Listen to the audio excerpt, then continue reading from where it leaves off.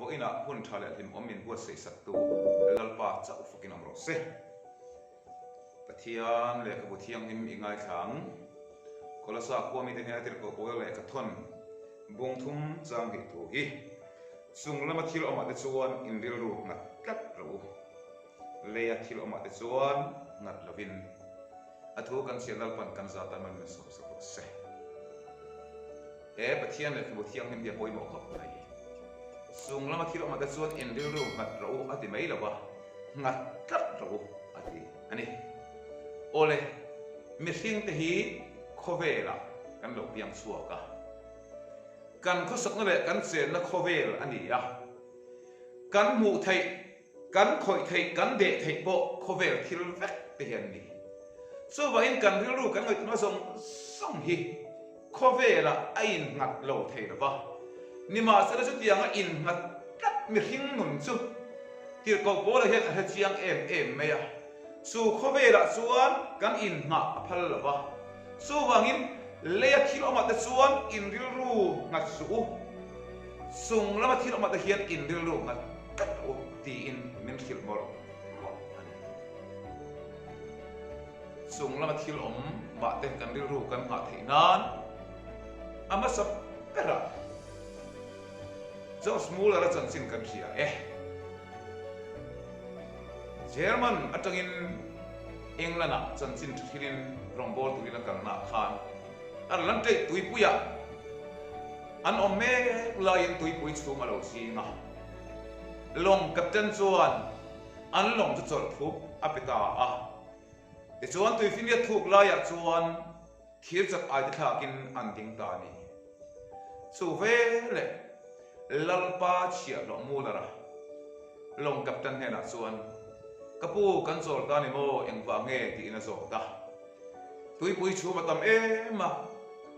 kal sun zom thei kan to lo ve chu wangin kan to ta ni tin asuya ni kan soi du chu ve le chuan kap tan ne na chuan mu da chuan kapu nak tuk nak tip me ya hian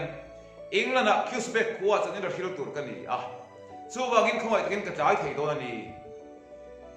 ilong hi kal thu pa mai ro ati ni ma sa long captain chuan hal re re la heng long chung om sung tunun nei ke ma ku da oma chu wang chuan vo india heng tui pui chu wa hian kan ma lung pui mo tlang bo om sada kan mu thei lo wa hin kan suanga accident lian rap khak tak kan chung alo khen thia ni chu wa in kal thu ko be thei wa ni da anin them le chu me no chuan lok ka pe ne na mu la kal le ni kapu kal thu pero pathian rong bola anung kalo zu ina hi kum som na chu kan da pathianin a program a khak ti ka ngai lo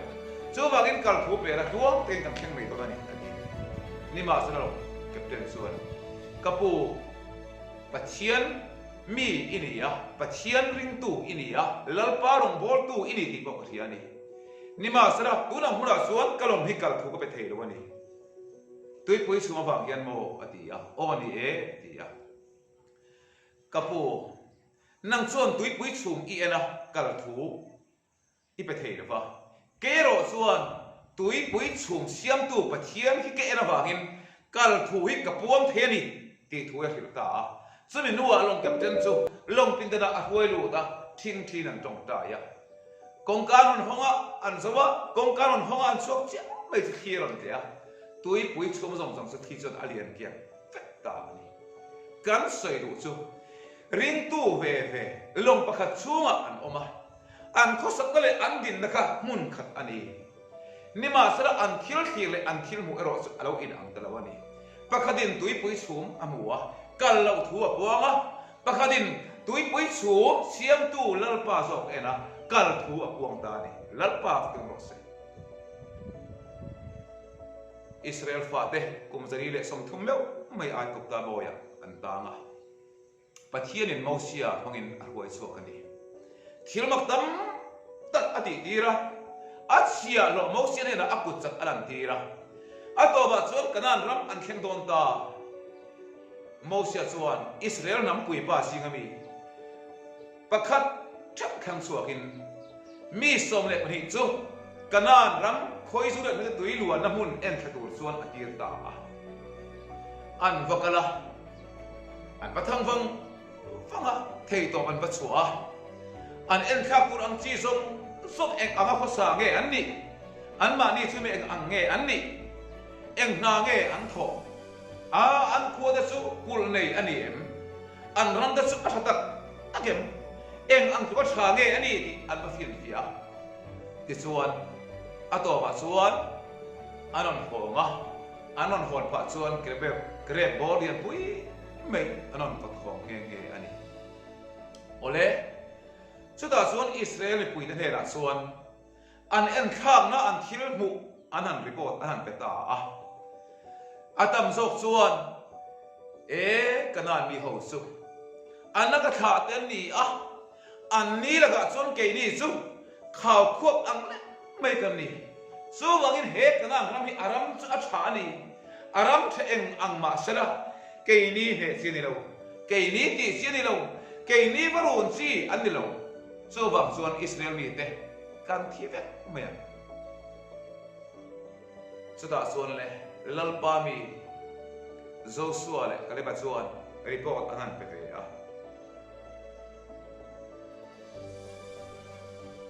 i han thok thua yang u khai i han la am u kan ngam nge yang an ti ve thu ani lalpa fang ro se an en khak na mun kha kanan ram ani an thil mu anan soi ve mes alo in ang lo then khat chuan an ten sia an in huwa an mer ma da thil di thei sia an huwa an la wa an khura an ni ho la ga chuan ke ni chu khaw kwap ang mai kan ni an ti ni ma sala Joshua le kaleba ero chuan i han thok thoya kula i han la thoya ku kan ngam nge yang an ti thumani le thilo ma da chuan in rilru ngat lo kula sung lo ma thilo ma da chuan in rilru ngat kat ro una du tak voina hian ngai to chiang ro le kan oma le mi ta kan nia hing fa kan nia le thil om hi kan lo em le thilani chung kan era wang chuan ke ma ni har sa kan to hi abatam te lul em vo india inat na i ena o ke ta khisu kala wan duai mange hetiam phim ani chuan kadam rei lo bang ti in Rilru lo mang angani mai thei le thil oma Rilru ingata wangin inun aboi ani kha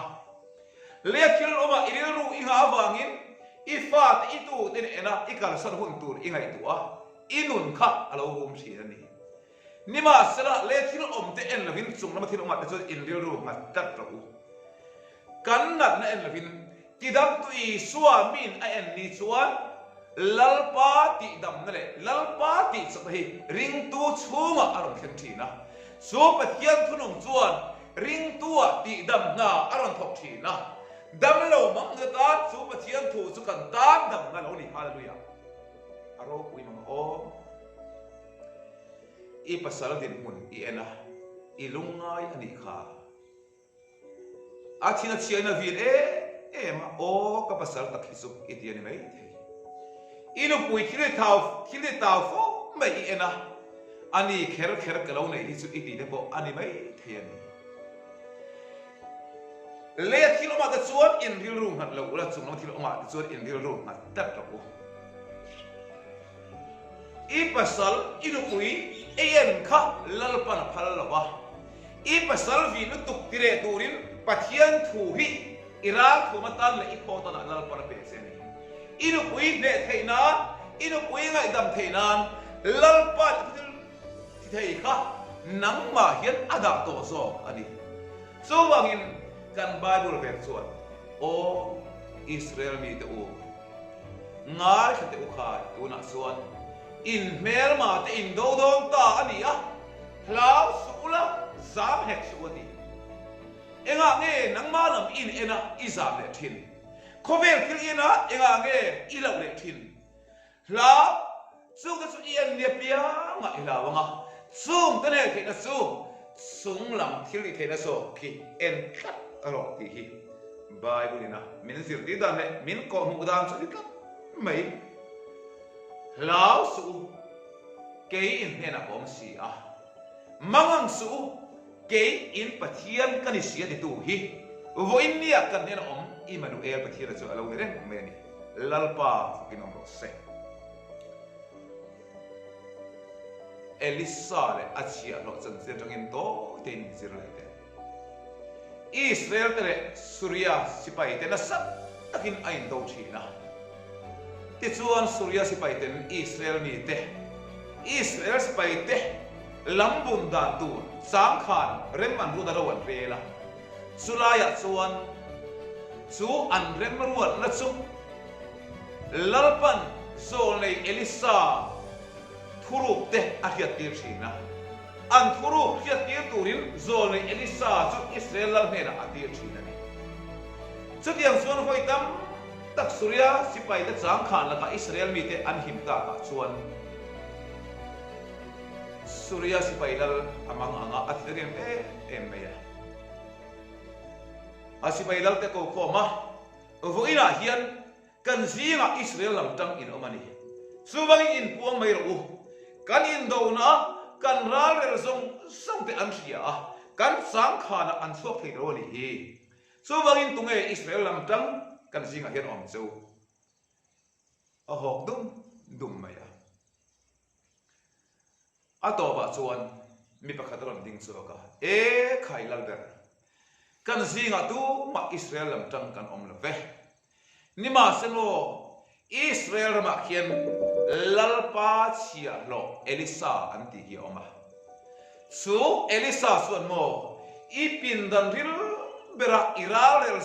song po hi apathianin ahiat tir thina thuruk song lalpan chuan ahil thina chu wangin chu ikruat ta chu Israel ne na ahil song ahen song thina ni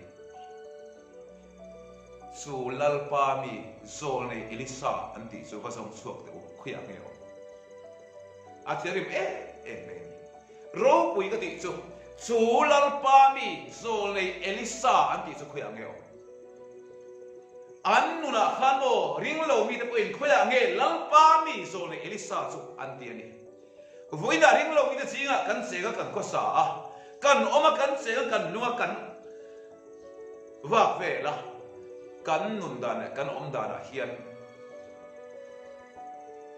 miten lalpani kan ni min rian o chi chuan Syria si pailal thu chuakin zol nei Elisa chu do than khuwa om thuan ria ti chuan chu do than khuwa chu panin Syria si paida chu an suaka asa na sanin do than khuwa chu an hual khat pek me ni an hual khat maya kong puya te sipai ral thuam ken sang khang lo khat bek maya sakolet la in deren khopui re deren su tu ma wa su theu tri lo hual bek me ni Elisa chia lo sing tho kong ka an dang sa kong ka an hong de te ka surya sipai lo khat bek me mu chuan atan lu ta apu mulai su abakai thowa khai o ka pu thoro tuna chuan surya sipai te min hual bet ta min mananga kan thinge nge to ni hi anti ya ti chuan Elisa chu aron hara Syria sipai te en ve song lawin lau mata se an lamatang ai chuan kan lamatang an tam zo kolom avaro pui em ke chu ni la chuan he din huna hian lau mata se ti so harvia bang eng wange Syria sipai te an hual bet to kan lamatang i mu thei thi poino rat huam ken ami veksi nima sala ro pui ka ti me so lalpa mi ka chuan sung lama thil om ta hi an lo en tlat thina ni lalpa kan bok se sung lama thil om ten en tlat thina wangin an nuna lalpa thil ti theina alo thena law ma ta se an lama tang ai kan lama tang tam zo ko unau voinia hen ngai to siang te re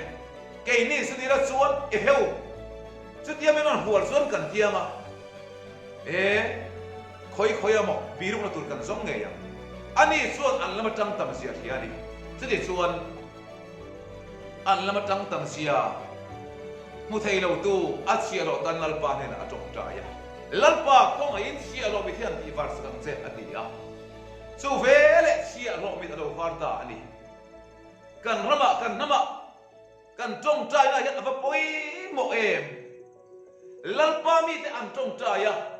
an trong tai dan hi aro pui ka ti lalpa khong in sia lo mi than ti var sang che ti lalpa hi achiel ka tong tai na achelo ngam to lawani lalpa kan ro se